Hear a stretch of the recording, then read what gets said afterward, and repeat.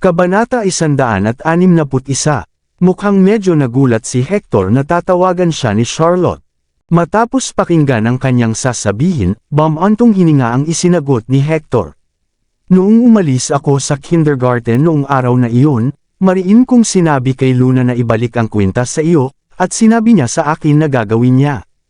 Naging abala ako sa trabaho nitong mga nakaraang araw, at hindi ako masyadong nakakauwi, kaya hindi ko alam na nagdudulot siya ng labis na gulo. I'm sorry, hindi kita dapat istorbohin dito. Naririnig ni Charlotte ang pagod sa boses ni Hector.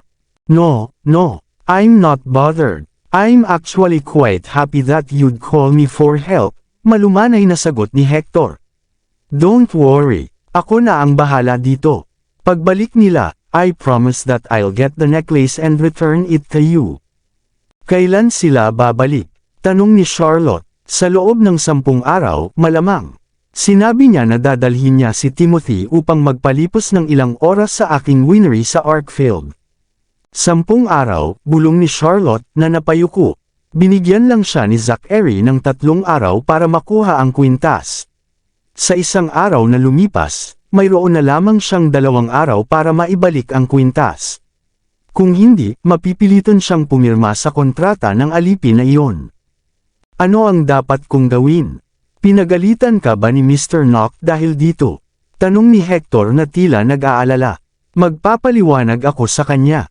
Ayos lang. Sa paggunita sa oras na siya ay malubhang nasugatan ni Zachary, ayaw niyang kumilos ng padalos-dalos si Hector.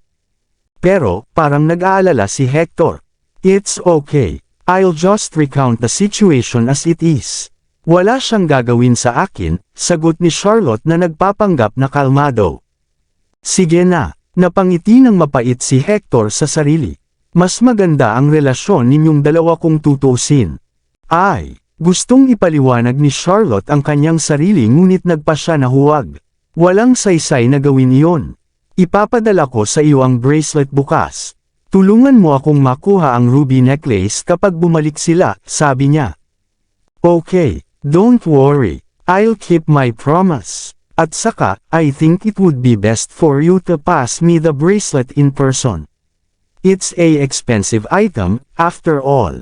If you have time to spare, I can go over to get it from you tomorrow, sagot ni Hector.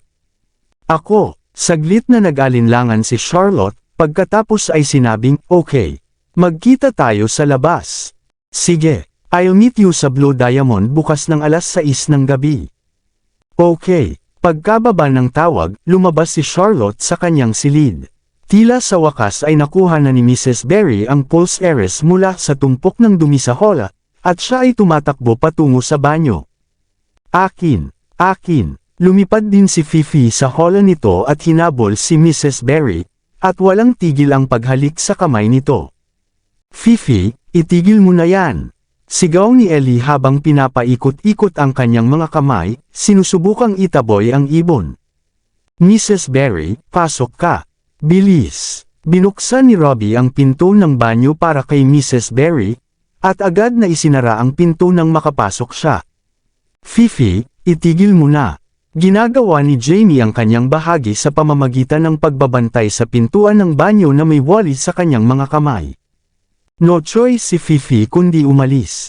Kahit lumilipad ito sa sala, gumagawa pa rin ito ng parehong tili. Akin.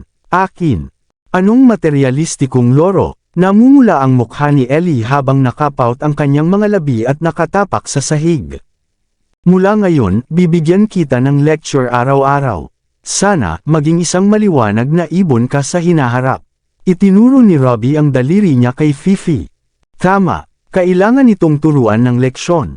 Kung hindi, ano ang mangyayari sa paglaki nito? Bulalas ni Jamie, na sinusubukang maging mas matanda. Habang pinagmamasdan ni Charlotte ang kanyang mga cute na anak na nagbibiruan, bahagya siyang tumawa. Nakakataba ng puso ang tanawin ng lahat na nagsasaya, kahit na may mga ups and downs sa daan. Sige, tama na. Mag-almusal na kayo. Weekday ngayon. Nakalimutan na ba ninyong lahat ang pumasok sa paaralan at trabaho? Huwag kayong malit. Sigaw ni Mrs. Berry mula sa banyo. Nako, 7:40 na. Napatingin si Charlotte sa orasan at nagmamadaling pumunta sa kusina para kumuha ng almusal. Hoy, mga anak! Oras na para sa almusal. Tumawag siya. Okay. Naghugas ng kamay ang tatlong maliliit na bata sa lababo sa kusina at umupo sa hapagkainan, at naghihintay kay Charlotte na kumuha ng kanilang sopas. Gayunpaman, ang mga bagay ay naging pinakamasama. Flop! Iyon ang tunog na umalangaw sa silid bago bumagsak ang tae ni Fifi sa kaldero kasama ang kanilang sabaw. Ang pamilya ng apat ay nakatitig lang, walang imek, sa isang segundo bago napuno ng galit ang hangin. Arg! Ang aking mahalagang almusal, Fifi, hindi na kita kaibigan. Fifi, bubunutin ko lahat ng balahibo mo. Nagpasya si Charlotte na sa isang kafe sa ibaba sila mag-almusal. Pagkatapos sabihin kay Mrs. Berry na alaga ang mabuti ang pulseres, kinuha niya ang tatlong bata at umalis. Sayang talaga yung vegetable beef soup na ginawa ni Mrs. Berry nung umaga dahil kay Fifi. Sobrang sama ng loob ng tatlong bata tungkol dito kaya nakipagkasunduan silang huwag pansinin si Fifi sa susunod na 3 araw. Nang matapos ang mga bata sa kanilang almusal sa kafe, dumating ang kanilang school bus. Isinakay sila ni Charlotte sa bus, at kumaway na nagpaalam, at nagmamadaling pumunta sa kumpanya. Anong umaga, kahit na sinubukan niya ang kanyang makakaya, nahuli siya ng 10 minuto. Sa kabutihang palad, hindi mapakali si Lucy na sabihin sa kanya ang tungkol dito dahil ang kaganapan sa paglulunsad ng produkto para sa mga pinakabagong produkto ng kumpanya ay gaganapin sa araw na iyon, at lahat ay gumagawa ng paghahanda sa ika-66 na palapag. Sa kabilang banda, si Charlotte, na isang entry-level administrative assistant lamang, ay hiniling na tumayo sa reception counter sa ika-68 palapag. Walang bisita sa araw na iyon, at si Charlotte ay may maraming libreng oras sa kanyang mga kamay. Nagpasya siyang magbasa ng ilang dokumento sa reception counter at mag-aral para maging maayos siyang sekretarya sa lalong madaling panahon. Biglang bumukas ang mga pinto ng elevator, at isang matayog na figure ang lumabas mula rito. Pagtingala, sinalubong si Charlotte ng walang iba kundi si Zachary Knock na naglalakad palapit sa kanya. Malalim na nakakunot ang kanyang mga kilay, at madilim ang kanyang ekspresyon. Lahat ng tungkol sa lengguwahe ng katawan niya sa sandaling iyon ay nagbabadya ng galit, na parabang sinusubukan niyang sunugin ang sahig na kanyang inaapakan. Medyo hindi mapalagay, binati niya siya, Mr. Knock. Hindi man lang siya pinansin ni Zachary at dirdiretsong lumakad sa kanya habang nakikipag-usap sa pamamagitan ng kanyang Bluetooth earpiece. Ano ang sinusubukan mong gawin? Naisip ko na nakipagkasunduan tayo na huwag makialam sa operating system ng isa't isa. Bakit ka biglang nanghack sa system ng kumpanya ko? Well, nasa kanya na yan. Wala akong oras para makipagtalo sa iyo sa ngayon. Hayaan mong sabihin ko ito sa iyo. Itigil mo na ang anumang sinusubukan mong gawin, o harapin ang mga kahihinatnan. Nang tapusin na niya ang tawag, sinipa niya ang isang upuan na nakaharang sa daraanan niya. Bang! Lumipad ang upuan patungo sa dingding at nabangga ito, na nag-iwan ng medyo nakikitang marka sa dingding. Bahagyang kinilig si Charlotte, at bumilis ang tibok ng puso niya. Hindi pa niya nakitang ganoon kagalit si Zachary. Diyos ko, kung tao lang ang sinisipa niya at hindi upuan, grabe ang sugat niya. Habang tinitingnan niya ang marka sa dingding sa takot, lumabas si Ben sa elevator at sinabi sa kanya, kumuha ka ng isang balde ng yelo at dalhin ito sa opisina ng presidente. Okay, nagmamadaling pumunta si Charlotte sa pantry para kumuha ng yelo. Naiwang nakaawang ang pinto ng opisina ng Pangulo. Habang papalapit si Charlotte, naririnig niya si Ben na sinusubukang pakalmayan si Zachary. Mr. Knock, kalahating oras na lang ang event ng paglulunsad ng produkto. May oras tayo para. Paano sila nagkaroon ng lakas ng loob na gawin iyon? Angal ni Zachary, 10 taon na ang nakalilipas, ang aming mga pamilya ay nakipagkasundo sa harap ng aking lolo na makipagkasundo sa isa't isa at huwag kailanman makialam sa mga negosyo ng isa't isa. Paano niya masisira ang panata? Mr. Knock, ginagawa na ito ni Bruce. Dapat, Siyempre, maaari itong malutas. Ungol ni Zachary. It's a given. Pero nababaliw na ang baliw na yon. Oo, mali si Miss Summers sa pagkakataong ito, ngunit marahil ay ginagawa niya ito para ipaghiganti si Chris. Muntik mo na siyang patayin. Natigilan si Ben sa nanlalamig na tono ni Zachary. Sa may pintuan, nanginginig si Charlotte at ibinagsak ang timba ng yelo sa sahig. Pagtingin sa ginawa niyang kalat ay mabilis siyang yumuko at kinuha ang mga ice cubes.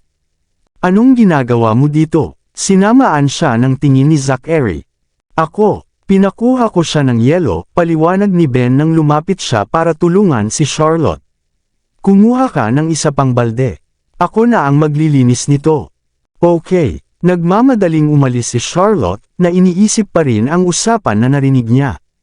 Kahit na hindi niya gaanong maintindihan ang tungkol sa tunggalian sa negosyo, malinaw niyang narinig na binanggit nila ang pangalang Chris. Malapit ba si Chris kay Zachary? Nagtatrabaho ba siya para sa kanya? Kung gayon, iyon ay magpapaliwanag ng marami. Baka magkamukha sila dahil magkapatid sila. O mga kamag-anak, marahil. At siguro inutusan siya ni Zachary na gumanap bilang si escort para sunduin siya sa araw na iyon. Ibig sabihin, malamang na siya ang totoong escort in debt. Mas sigurado si Charlotte sa kanyang mga hinala sa pangalawa. Gayunpaman, may isa pang tanong na bumabagabag sa kanya. Kung si Zachary talaga si escort, bakit niya gagawin sa akin ang lahat ng ito? Biglang pumasok sa isip ko ang mga sinabi sa kanya ni Chris. Naisip mo na ba ang posibilidad na baka hindi ako si escort at napagkamalan mo lang ako? 4 na taon na ang nakalilipas, napunta ako sa maling silid ng hotel. Marahil ito ay isang pagkakamali lamang, ngunit sa palagay ko ito ay kapalaran, sa isang paraan. Nasanay na akong mamuhay ng maayos. Bagamat walang mga hamon o problema, wala nang nakakaramdam sa akin ng isang nakakapreskong pagtrato sa akin bilang isang hagol. Nakakatuwa. Ay hindi, paano kung nagsasabi siya ng totoo sa lahat ng oras? Pero hindi si Chris si escort, di ba? Nang walang tiyak na ebidensya, hindi pa rin siya sigurado sa sitwasyon. Paano kung nagkataon lang? Masyado ba akong nag-iisip? Baka yung Chris na sinabi ni Ben ay hindi yung Chris na kilala ko. I mean, hindi naman siguro magiging escort si Zachary sa harap ko, di ba? Papayagan kaya iyon ng kanyang ego? Higit pa rito, sa pag-iisip sa mga panahong magkasama sila, hindi maganda ang saloobin ni Charlotte kay escort. Kung siya talaga si Zachary, paulit-ulit na niya akong binugbog. Sa pag-iisip tungkol doon, nadama ni Charlotte ang higit na pagdududa kaysa dati. Napakagulo ng ulo niya, umiling-iling siya, at nagpasya siyang ilipat ang kanyang atensyon sa ibang bagay. Gayunpaman, isa pang tanong ang nagsimulang bumagabag sa kanya. Malalaman ko kung si Zachary ba talaga si escort sa tattoo sa lower back niya. Kahit na ang lahat ng iba ay nagkataon lamang, walang paraan na maaari silang magkaroon ng parehong tattoo ng walang magandang dahilan, di ba? Sa wakas ay nakabuo ng isang plano na nasiyahan siya, si Charlotte ay nasa mataas na espiritu. Huminga ng malalim, dinala niya ang balde ng yelo sa opisina ng presidente. Tense ang atmosphere sa opisina. Gumagawa si Zachary ng trabaho sa kanyang computer habang binubuo niya ang kanyang mga diskarte sa pagtugon. Kunin ang Team Razor para kunin si Mr. Stark. Kailangan natin siyang bumalik sa Divine Corporation ng ligtas at maayos. Kailangan nating pabantayan ang lahat sa ating mga security guard na bantayan ang ating mga pasukan at labasan ng may lubos na pag-iingat. Arestuhin ang sinumang kaina-hinalang tauhan. Sabihin kay Bruce na suriing mabuti kung ano ang ginagawa ng mga korporasyon ng media. Oo, sir. Agad na kumilos si Ben.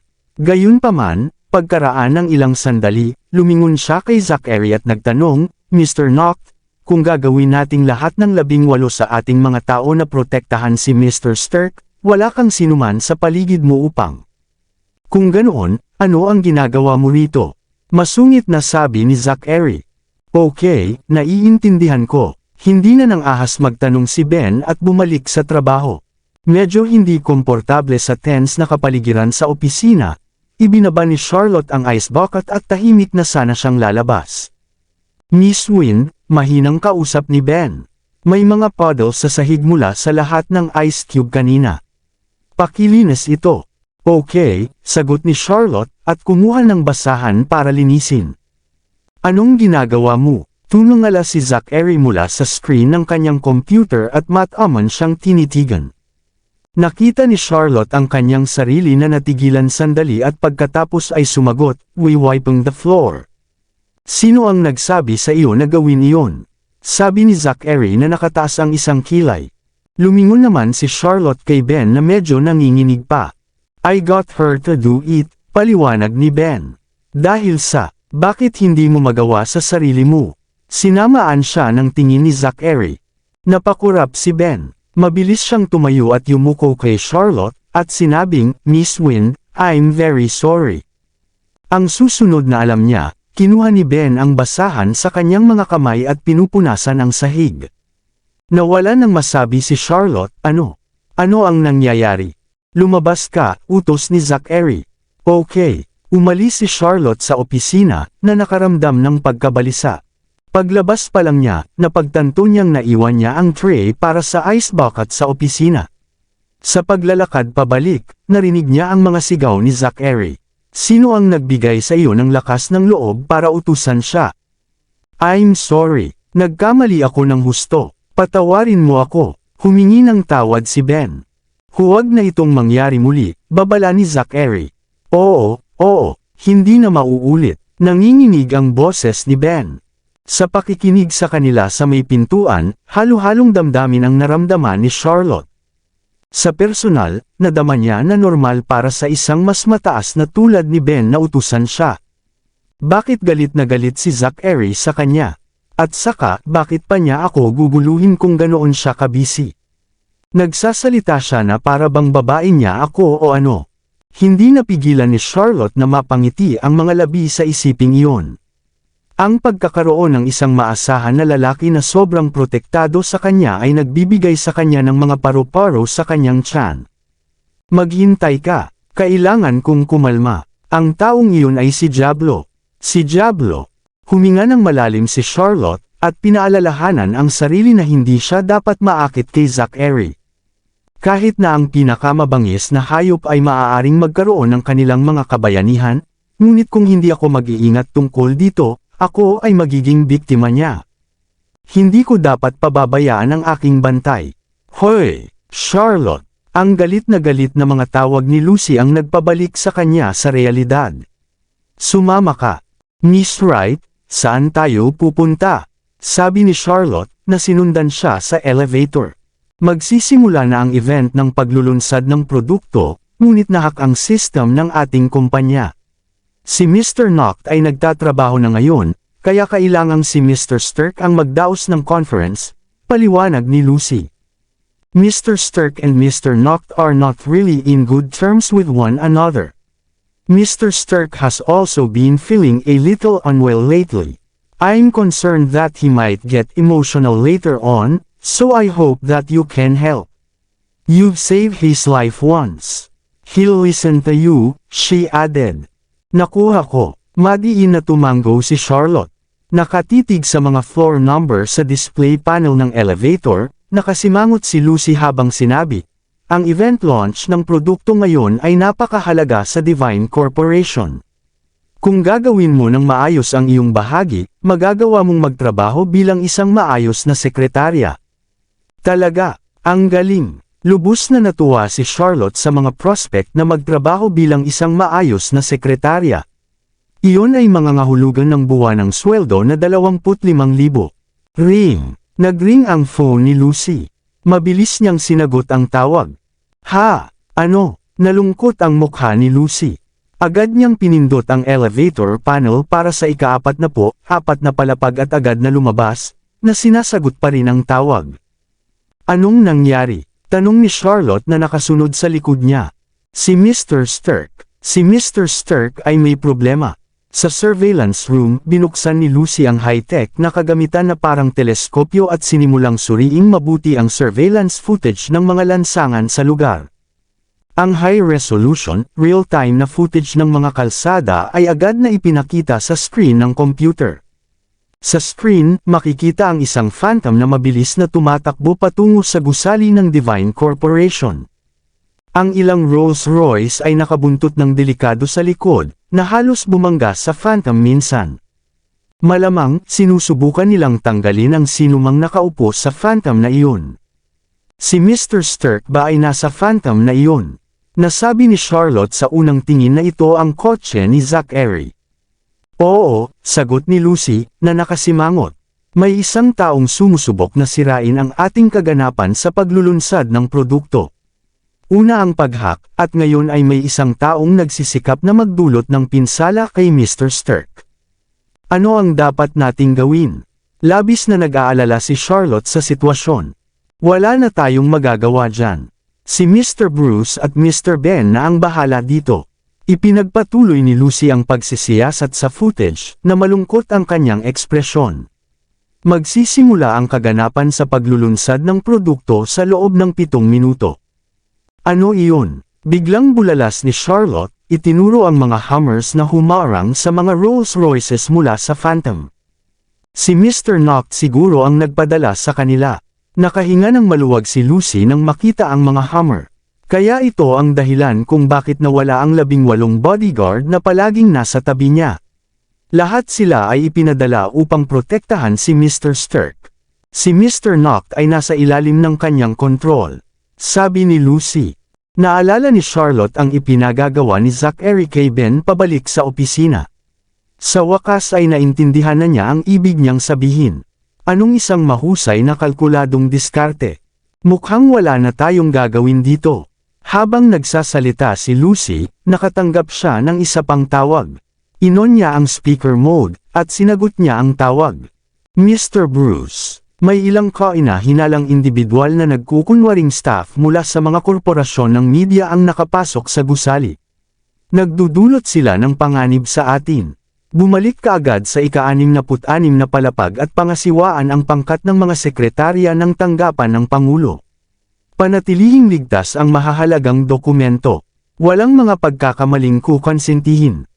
Maraming salamat sa lahat ng sumusubaybay. Please subscribe and follow my YouTube and Facebook channel, Filipino Novel. Maraming salamat po. Kabanata 165. Oo, gagawin. Pagkababa ng tawag, nilingon ni Lucy si Charlotte at sinabing, Charlotte, ikaw na lang ang maghahatid kay Mr. Stirk sa ibaba. Mangyaring maging mapagmatsyag at kumilos ng naaayon.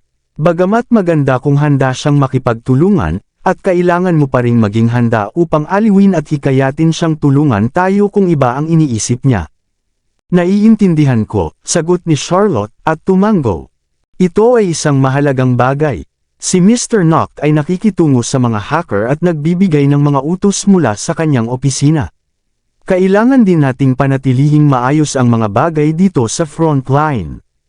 Si Lucy ay mukhang solemn na ngunit determinado. Okay, naiintindihan ko. Tumango ulit si Charlotte. Sinamaan siya ng tingin ni Lucy saglit, at hinila siya palapit. Charlotte, para sabihin sa iyo ang totoo, si Mr. Stirk ay nakakaramdam pa rin ng sama ng loob tungkol sa chip. 1 oras na ang nakakaraan at ayaw niyang i-host ang event ng paglulunsad ng produkto. I'm guessing that Mr. Knock got him to come here by force. Bulong niya. Ano? Natigilan si Charlotte. Sa wakas ay naunawaan na niya kung bakit paulit-ulit na pinapaalala ni Lucy sa kanya na maaaring maging emosyonal si Mr. Stirk. Kaya iyon ang konteksto ng lahat. And that's why I'm getting you to do the task. Tinapik ni Lucy ang balikat ni Charlotte. Kahit anong gawin mo, kailangan mong dalhin si Mr. Stirk sa 66th floor at hikayatin siyang mag-host ng event launching ng produkto. Kung gagawin mo ng maayos ang iyong gawain, mag-a-apply ako ng bonus para sa iyo. Bonus? Magkano? Naningkit ang mga mata ni Charlotte sa sinabi niya. Well, huminto sandali si Lucy, pagkatapos ay sinabing, 100,000 man lang. Magtrabaho ka na, hindi ito mababawas sa sahod. Okay, papasok na ako sa trabaho. Talagang gagawin ko ito, confident na sabi ni Charlotte. Good luck. Tinulak siya ni Lucy papasok ng elevator. Ang iyong promosyon at bonus ay nakasalalay dito, dagdag niya. Naiintindihan ko. Nakangiti si Charlotte habang naglalagay ng harapan para kumilos. Habang ang kumpanya ay nahaharap sa isang krisis, lahat ng tao sa kanyang paligid ay tila gumaganap ng isang mahalagang bahagi habang siya ay tumingin, na hindi makakatulong. Gayunpaman, sa gawaing itinalaga sa kanya ni Lucy, nadama ni Charlotte na isa rin siyang mahalagang empleyado sa kumpanya. Bukod dito, makukuha niya ang lahat ng mga benepisyong iyon pagkatapos. Para kumita ng pera, handa siyang gawin ang lahat. Pagdating sa unang palapag, nakita ni Charlotte ang dalawang hanay ng mga security guard na nakatayo, na pinangungunahan sila ni David. Naglakad siya patungo kay Mr. Collins, na siyang tagapamahala ng Departamento ng Seguridad, upang magtanong tungkol sa kasalukuyang kinaroroonan ni Mr. Stirk. Mula sa surveillance footage, makikita na ang phantom na kinaroroonan ni Mr. Stirk ay patungo sa gusali ng kumpanya sa ilalim ng proteksyon ng mga Hummers. Sa kabilang banda, ang Rolls-Royces na kanina pa nakabuntot sa likuran ay nagkakagulo na ngayon. Nagkalat ang mga labi ng mga sasakyan sa lahat ng kalsada, na nagdulot ng malaking siksikan sa trapiko. Sinubukan ng ilang pulis trapiko na pamahalaan ang sitwasyon sa mga kalsada. Iyan ay dapat na Team Razor. Team Razor, na isang koponan na pinagsama-sama ni Mr. Knock mismo. Paano siya magiging ganito kalakas? Napaka-perceptive niya, parang Diyos. Idol ko si Mr. Knock. Pinanood ni Charlotte ang mga Hummers na naglalayag sa tabi ng Phantom sa dalawang maayos na hanay na para bang sila ay mga matagumpay na mandirigma na nagbabalik mula sa larangan ng digmaan. Maging ang mga dumaraan sa mga lansangan ay hindi napigil ang palihim na tumingin sa convoy. Ito ay isang medyo nakakaantig na tanawin para kay Charlotte. Pakiramdam niya ay nanunood siya ng action movie. Si Zachary ay tulad ng isang perceptive strategist na maaaring gumawa ng pinakamabisang mga plano bilang tugon sa krisis. Halos hindi na siya mapigil. Sa kanyang puso, si Zachary ay tila makapangyarihan sa isang Diyos. Samantala, sa ika-68 palapag, sinusubaybayan ni Zachary ang sitwasyon mula sa screen ng kanyang computer. Ang sulok ng kanyang labi ay naging isang kontentong ngiti. Gayunpaman, mabilis na nagbago ang mga bagay. Out of the blue, isang kaguluhan ang maririnig mula sa labas. Nagtaas ng kilay si Ben. May pumasok. Agad siyang kumilos. Pagkatapos simula ng sistema ng seguridad at ilabas ang mga armas para maghanda para sa labanan, sinabi niya. Mukhang naglagay sila ng bitag para sa iyo. Diretso sila para sa iyo ngayong pumunta na ang Team Razor para protektahan si Mr. Stirk. I don't care who's coming for me. I don't care if they are the gods or the devil. I'll bring them down at all costs. Ungol ni Zachary. Nang hindi nagulat, nagsimula siyang mag-type ng galit sa keyboard ng kanyang computer. Matagal na, oras na para iunat ang aking mga daliri. Dumating si Charlotte at ang iba pang miyembro ng security department sa main entrance para salubungin si Mr. Stirk. Kasabay nito, isang grupo ng mga reporter ang nakatayo sa labas ng perimeter. Nagsisiksikan sila para sa posisyon at sabay na kumukuha ng litrato. Nais nilang malaman kung ang paglulunsad ng produkto ay i-ho-host ni Zachary. Nang huminto ang convoy, isang bodyguard ang nagbukas ng pinto ng Rolls-Royce Phantom. Nang may lumabas sa sasakyan, nanlaki ang mga mata ng lahat sa paghihintay. Ang maalamat na presidente ng Divine Corporation ay hindi kailanman humarap sa media. Ni hindi nila alam kung ano ang hitsura niya. Kaya naman, buong pananabik silang naghihintay na makita kung ano ang hitsura niya sa totoong buhay. Gayunpaman, ang lumabas ay isang matanda na may puting buhok na nakasuot ng suit na may katugmang leather na sapatos. Ang mga reporter ay natigilan at nag-isip-isip sa kanilang sarili, ito ba ang maalamat na si Mr. Knock? Si Mr. Knock ay isang maimpluwensyang tao sa mundo ng negosyo. Sa tingin ko ay malabong napakabata niya. Tama, imposibleng maging isang tech genius at business magnate sa murang edad. With that, the reporters asked, ikaw ba si Mr. Knock? Narito ka ba para i-host ang paglulunsad ng mga bagong tech na produkto? Hindi umimik si Mr. Stark. Seryoso ang ekspresyon niya habang nakakunot ang mga kilay. Sa ilalim ng proteksyon ng 18 elite na bodyguard, mabilis siyang pumasok sa gusali. Habang pinipigilan ng mga security guard ang mga mamamahayag, si Charlotte ay naipit sa likod ng mga tao at nagsimulang mahulog sa likuran. Sa pagkakataong iyon, papasok na sana ng elevator si Mr. Stark nang masulya pa niya si Charlotte. Pagkatapos ay binigyan niya ang kanyang mga tauhan ng ilang mga tagubilin. Mabilis na lumapit ang mga bodyguard at hinila siya palabas mula sa karamihan. Dahil ang kanyang mga binti ay hindi makalapat sa lupa, siya ay mukhang nakakatawa na nakabitin sa himpapawid. Gayunpaman, kumaway siya kay Mr. Stark para batiin siya. "Hi Mr. Stark. Nandito ka ba para i-welcome ako?"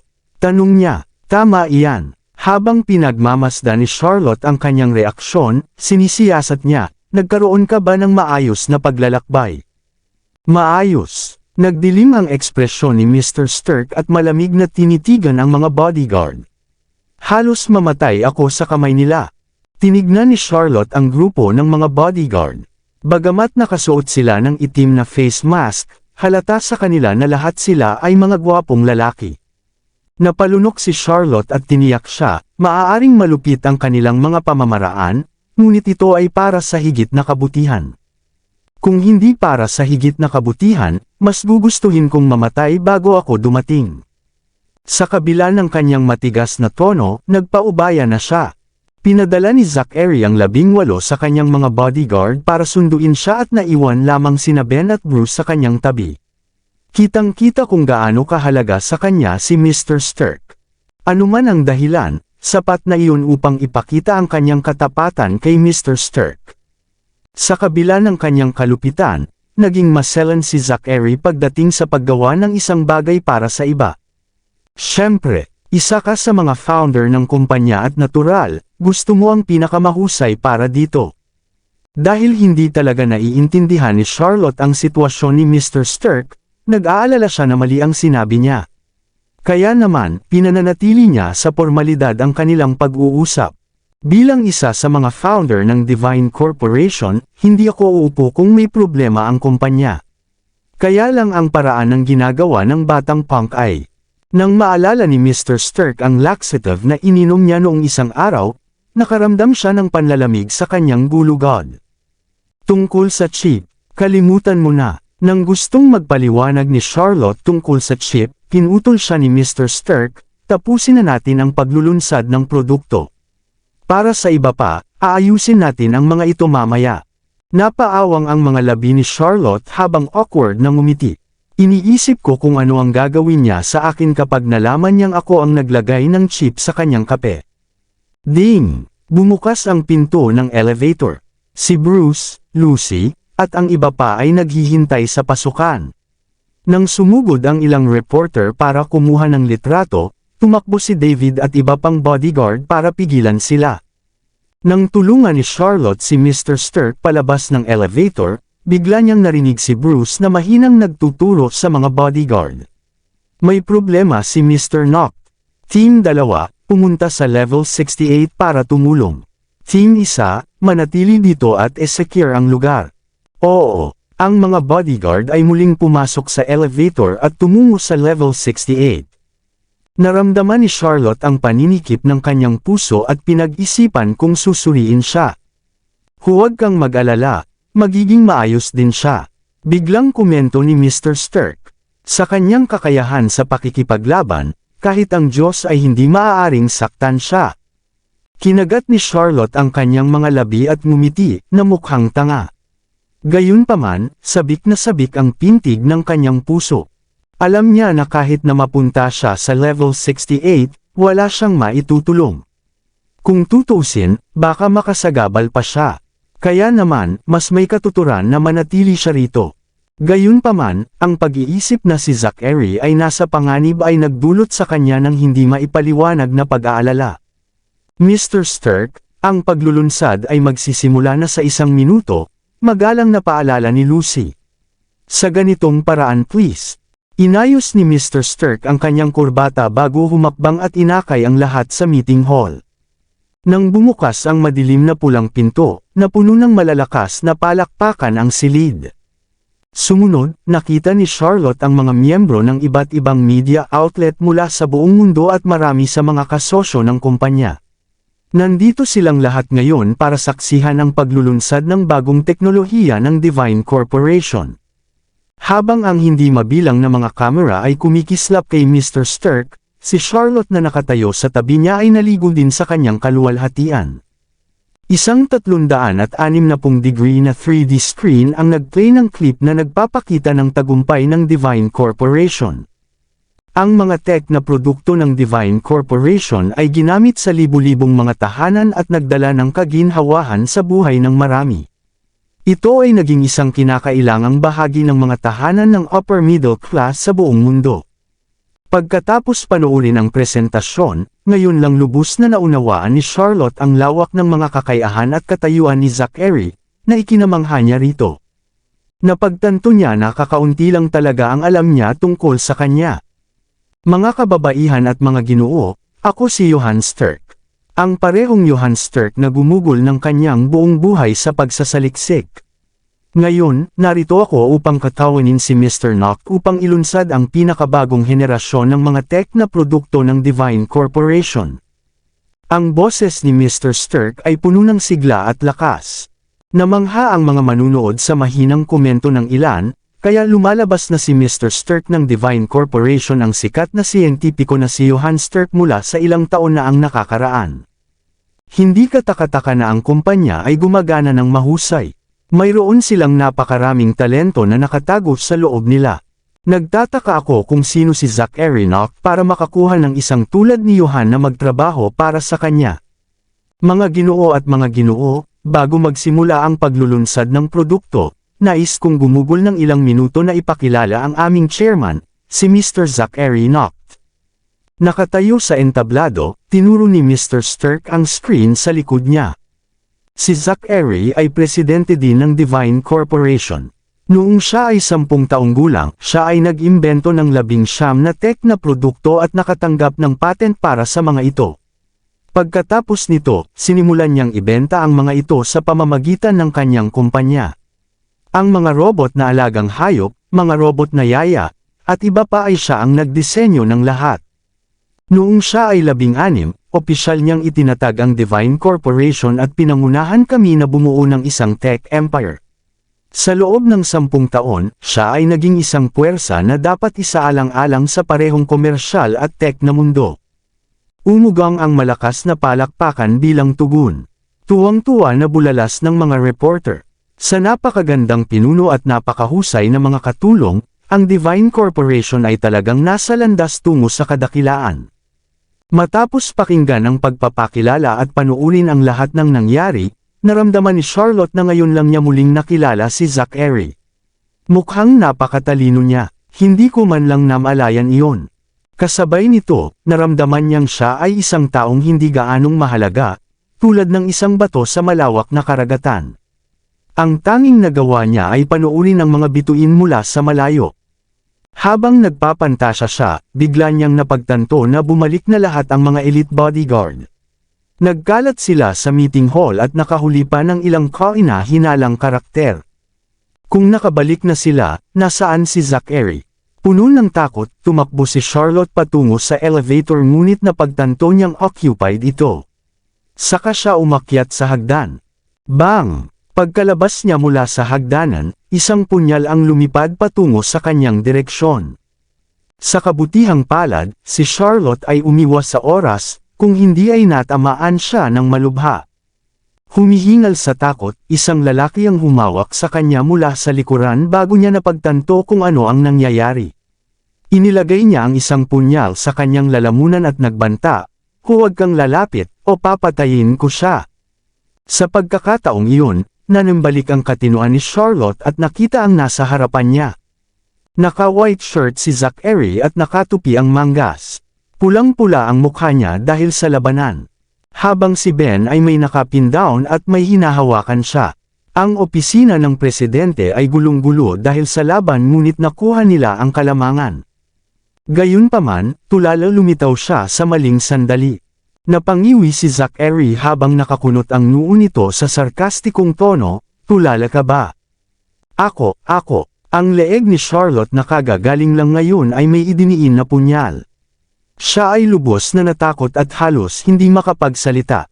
Bumantong hininga, Miss Wind, bakit ka pumunta dito? Napabuntong hininga si Ben. Siya at si Mr. Knock lamang ay higit pa sa sapat upang itapon ang mga kaaway na ito. Hindi nila inaasahan na iregalo ni Charlotte ang kanyang sarili sa kalaban. Ikaw, sirain ang X-system ngayon, kung hindi, papatayin ko siya, mayabang na utos ng nanghihimasok. Nasa bingit ng luha si Charlotte at paulit-ulit niyang sinasabi sa sarili na tapos na siya. Ang sistema ay isang mahalagang bahagi ng Divine Corporation at hawak ang kapalaran ng pamilyang Knock dito. Para kay Charlotte, ang paghiling kay Zachary na sirain ito ay hindi naiiba sa paghiling sa kanya na sirain ang Earth mismo. This time, siguradong hindi na niya ako ililigtas. Sige, patayin mo siya, walang silbi ang tangang babaeng iyan kahit nabuhay pa siya. Pinukol ni Zachary si Charlotte ng malamig na tingin at galit na ikanaway ang kamao sa kanya. Pagkatapos noon ay tumalikod na siya at bumalik sa kanyang opisina. Natulala si Ben. Siya ba talaga? Huho, umiyak na sigaw ni Charlotte. Ako ay isang maliit na prito dahil ako ang pinakamababang ranggo na sekretarya dito. Ang pagkuha sa akin ay walang silbi sa iyo. Tumahimik ka. Ang nanghihimasok ay nagngangalit ang kanyang mga ngipin at sinumpa ang kanyang kapalaran. Damn it! Bakit ako nakahuli ng walang kwentang sekretarya?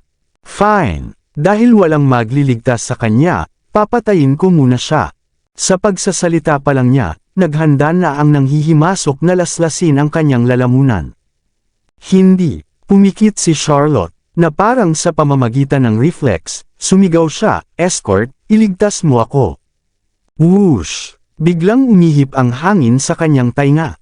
Sa susunod na sandali, ang kamay sa kanyang leeg ay bumitaw sa pagkakahawak bago siya nakarinig ng kalabog.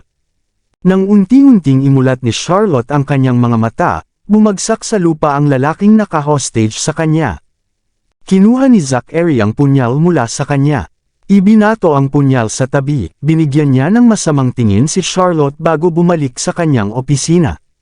Natigilan si Charlotte sa kinatatayuan niya. Nang makita niya ang pamilyar na silhouette nito, binalikan niya ang nangyari sa isip niya.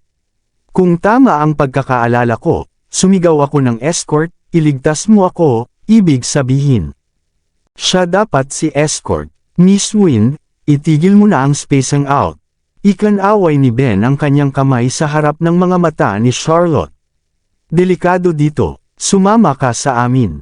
Nagdudugo ka. Sa sandaling iyon, napagtanto ni Charlotte na nasaktan si Ben. May mga sugat sa kanyang balikat, braso at binti. Tumutulo ang dugo habang naglalakad. Gayunpaman, hindi siya kumibo na para bang wala siyang naramdamang sakit. Sila ay mga hiwa lamang, huwag mag-alala. Hindi ito pinansin ni Ben at pinaalalahanan pa siya. Nagsimula na ang paglulunsad ng produkto at kailangan pa nating malabanan ang mga pag-atake ng mga hacker. Ngayong binibigyan tayo ni Mr. Sturk ng oras, puno na ang mga kamay ni Mr. Knock. Kaya, huwag kang mabalisa. Naiintindihan ko. Sa pag-scan sa kanyang paligid, hindi maiwasan ni Charlotte ang pakiramdam na nasa war zone siya. Nagkaroon ng pagkasira kung saan-saan at nagkalat ang mga labi sa sahig. Higit pa rito, ang mga lalaking nakaitim ay nagkalat sa lupa at hindi siya sigurado kung sila ay patay o buhay. Tanging ang opisina ng Pangulo ang hindi ginalaw na tila ito ang huling balwarte ng kaligtasan. Nai-imagine niya kung gaano ito nakakatakot ngayon lang. Binubuwag ni Zachary ang mga sistema ng hacker habang si Ben ay lumalaban mag-isa. Nanatiling ligtas na kanlungan ang opisina habang nagpapatuloy ang labanan sa labas. Parang pinaghiwalay lang ng pinto ang langit at impyerno.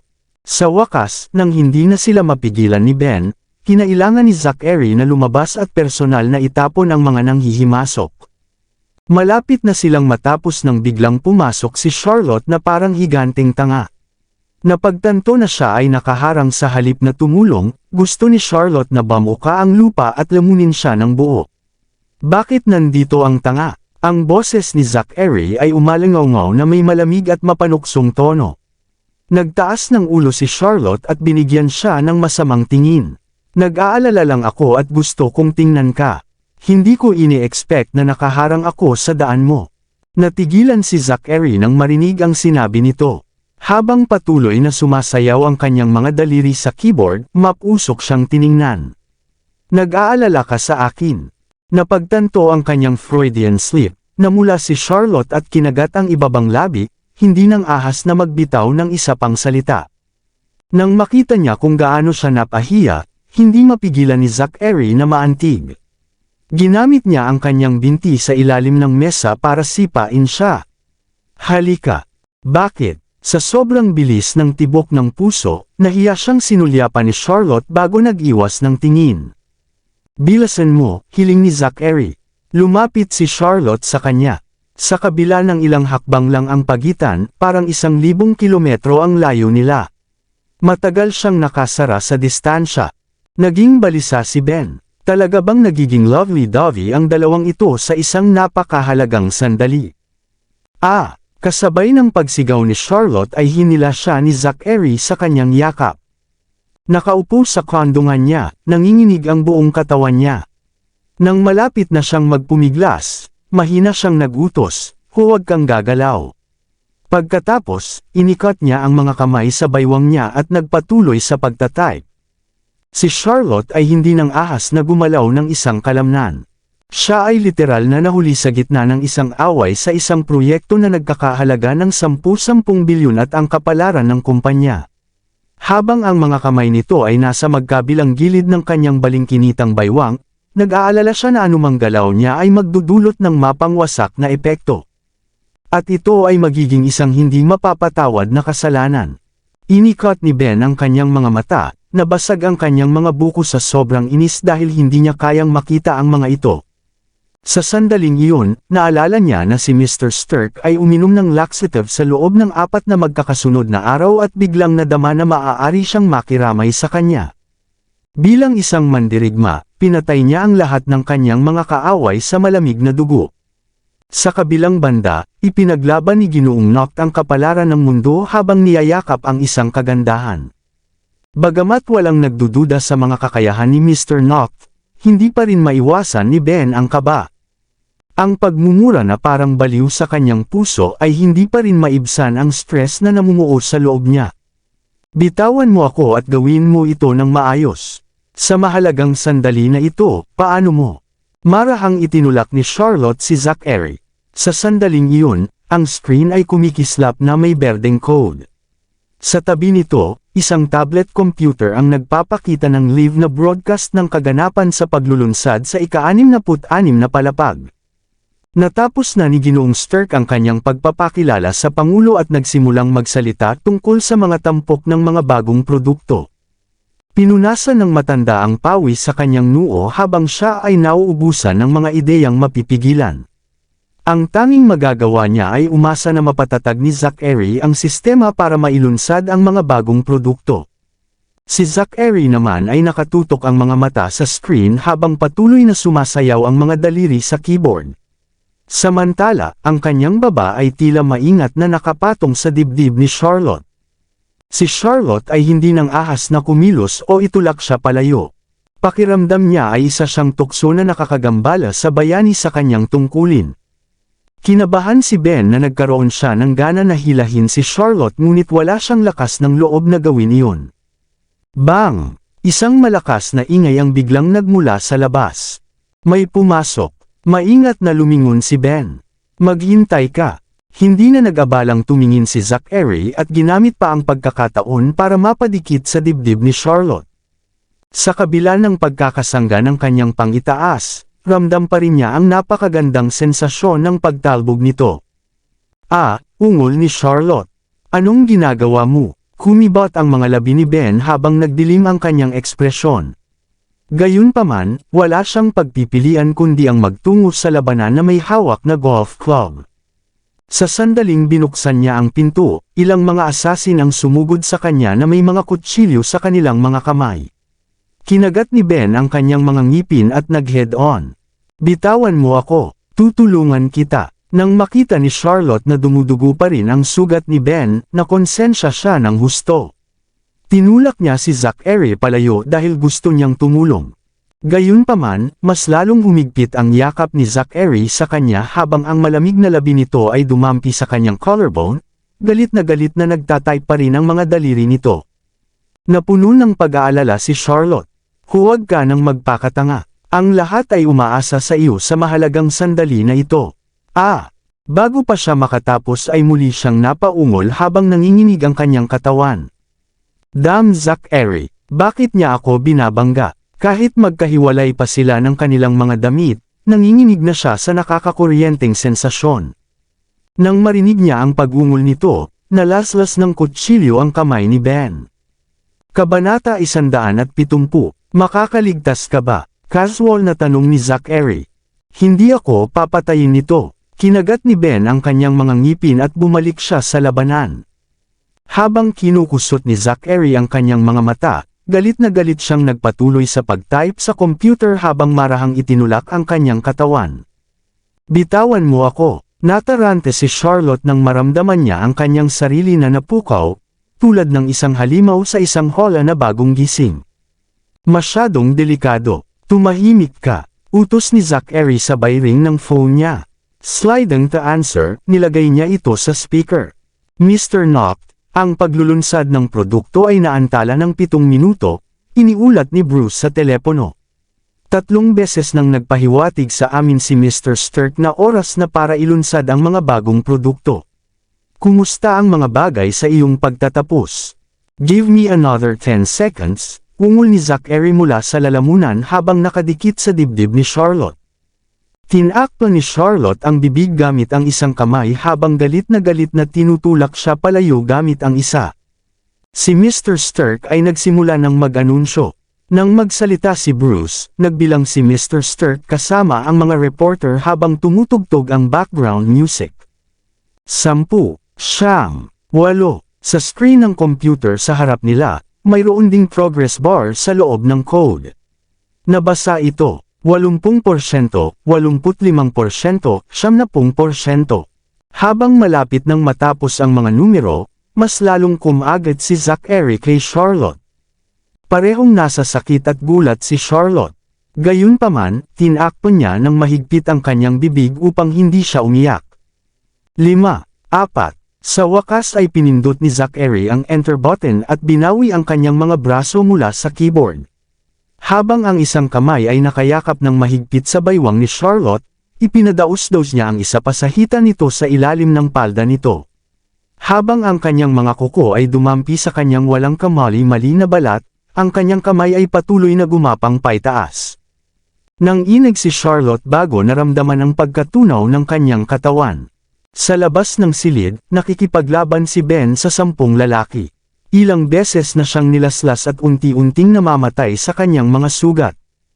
Ang isa sa mga asasin ay sinunggaban ng sandali upang sumugod sa kanya at sinugod kay Zachary ang kanyang kutsilyo. Sigaw ni Charlotte sa taas ng boses. Inilipat ni Zachary ang kanyang mga mata, kinuha ni Zachary ang isang panulat mula sa mesa at inihagis ito sa umaatake. Nang tumusok ang panulat sa dibdib ng lalaki, nagpakawala siya ng matinding paghihirap bago bumagsak sa lupa.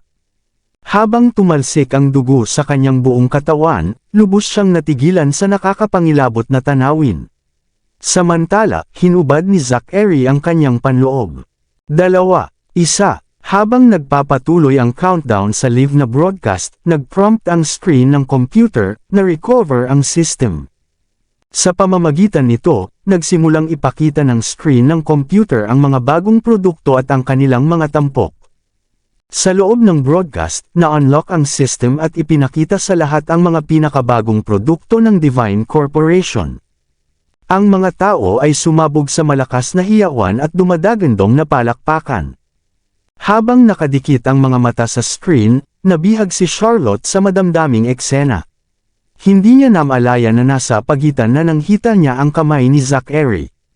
Kasabay nito ang pagkagat niya sa kanyang pangitaas. Bam! Ang huling mamamatay tao ay sa wakas ay itinapon ni Ben. Pagkatapos nito, bumagsak siya sa lupa dahil sa pagod. Nagkukunwaring nagmamalasakit, tinanong ni Zachary, buhay ka pa ba? Oo. Puno ng dugo, nagpumiglas si Ben na tumayo. Buong pagmamalaki niyang sinabi, Mr. Noct, ipagtatanggol kita hanggang sa aking huling hininga. Gumapang ka kung kailangan mo. Pinutol siya ni Zachary at hiniling. Mag-ingat ka sa labas at huwag hayaang may pumasok para mang-istorbo sa akin. Nataranta sa kanyang sinabi, lumingon si Ben. Nakita niya ang kanyang pinakamamahal na amo na bunihag ng kagandahan sa kanyang kondongan at wala sa mood makinig sa kanyang matapang na salita. Dahil sa pagkadismaya, kinaladkad ni Ben ang nasugatan niyang sarili palabas ng pinto at bamulong sa kanyang hininga. Scumbag. Isara ang pinto, dagdag ng hamak mula sa likuran niya. Napailing sa kanyang tugon, nagsimulang mamula ang mga mata ni Ben. Sa puso niya, nagmura siya, napakalamig at walang utang na loob na hayop. Nako, hindi siya naglakas loob na magmura ng malakas.